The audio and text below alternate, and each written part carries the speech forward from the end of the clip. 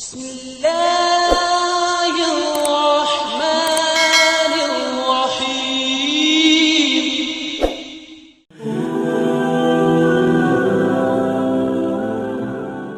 Sahabat, Ramadan bukan cuma soal menahan lapar dan dahaga, tapi tentang memperbaiki hubungan kita dengan Allah. Mungkin kita rajin puasa, sahur dan berbuka tak pernah tertinggal, tapi solat 5 waktu masih sering bolong. Lalu muncul pertanyaan, kalau puasanya rajin tapi solatnya ditinggalkan, apakah puasa kita benar-benar bernilai di sisi Allah? Bismillahirrahmanirrahim. Assalamualaikum warahmatullahi wabarakatuh. Syukur alhamdulillah kita masih dipertemukan kembali di channel ini. Salawat dan salam selalu dan tetap tercurahkan kepada junjungan kita Nabi besar Muhammad sallallahu alaihi wasallam. Allahumma sholli ala sayyidina Muhammad wa ala ali sayyidina Muhammad. Harapan dan doa saya, semoga hari ini Allah lapangkan rezeki kita, Allah ampuni dosa-dosa kita, panjangkan umur kita dalam keberkahan, dan semoga kita semua diwafatkan dalam keadaan beriman.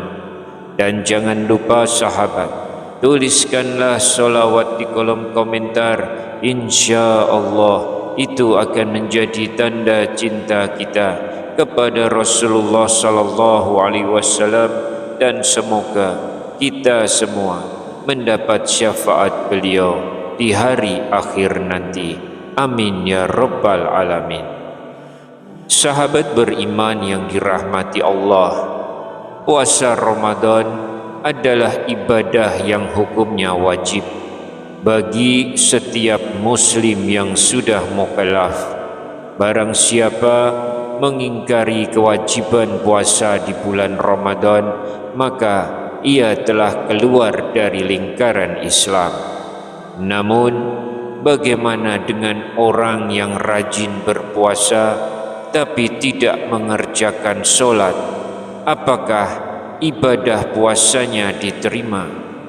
Secara hukum, solat 5 waktu adalah ibadah yang wajib.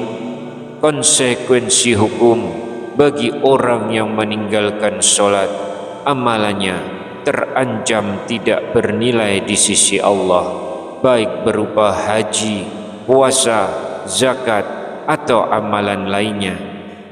Dari Abu Hurairah radhiyallahu anhu, Rasulullah sallallahu alaihi wasallam bersabda dalam hadis riwayat Ahmad bin Hanbal, betapa banyak orang yang berpuasa tetapi tidak mendapatkan apa-apa dari puasanya kecuali lapar dan dahaga, dan betapa banyak orang yang solat malam tetapi tidak mendapatkan apa-apa kecuali begadang. Sahabat, solat adalah ibadah pokok dalam Islam dan wajib dikerjakan bagi yang sudah memenuhi syarat. Dalam hadis disebutkan bahwa solat adalah amalan pertama yang akan dihisab di akhirat kelak.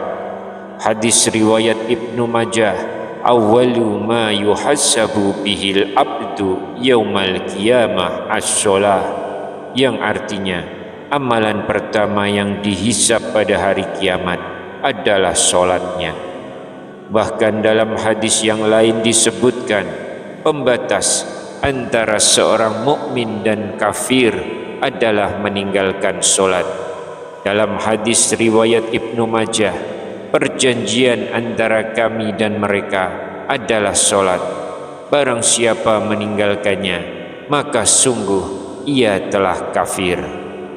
Sahabat beriman, dua hadis ini menunjukkan betapa pentingnya solat. Para ulama telah berijma' bahwa solat adalah kewajiban yang tidak bisa ditawar. Siapapun yang sudah memenuhi syarat wajib mengerjakannya dalam kondisi apapun dan sesulit apapun. Selain puasa, ada kewajiban pokok lain seperti zakat dan haji bagi yang mampu. Lalu, bagaimana hukum orang yang berpuasa tetapi tidak mengerjakan sholat? Apakah puasanya masih sah? Untuk menjawab hal ini, kita perlu merinci keadaannya. Paling tidak, kita melihat alasan mengapa ia meninggalkan sholat. Apakah karena mengingkari kewajibannya atau karena malas? Karena dua alasan ini memiliki implikasi hukum yang berbeda. Sahabat beriman, dalam penjelasan ulama disebutkan ada dua kondisi orang yang meninggalkan sholat. Yang pertama, meninggalkan sholat karena mengingkari kewajibannya, dan yang kedua, meninggalkan sholat karena malas hingga habis waktunya. Orang yang masuk kategori pertama dihukumi sebagai murtad, sementara yang meninggalkan sholat karena malas statusnya masih muslim meskipun ia berada dalam dosa besar. Berdasarkan rincian ini, orang yang tidak sholat karena mengingkari kewajibannya, maka puasanya batal secara otomatis karena ia keluar dari Islam. Keluar dari Islam termasuk perkara yang membatalkan puasa. Sedangkan orang yang meninggalkan sholat karena malas atau sibuk, statusnya masih muslim dan puasanya tidak batal secara fikih. Namun, meskipun puasanya sah secara hukum, puasanya tidak bernilai di sisi Allah dan pahalanya sangat akan berkurang. Dalam penjelasan fikih, pembatal puasa dibagi menjadi dua. Yang pertama, perkara yang merusak pahala puasa namun tidak membatalkan puasanya. Ini disebut dengan muhbitat, merusak pahala dan tidak mewajibkan qada. Yang kedua, perkara yang membatalkan puasa sekaligus merusak pahalanya. Ini disebut dengan muftirat, dan bila dilakukan tanpa uzur wajib qada di hari yang lain. Meninggalkan solat masuk dalam kategori yang merusak pahala puasa. Tidak membatalkan puasanya secara fikih, tetapi menghilangkan nilai pahala puasa di sisi Allah.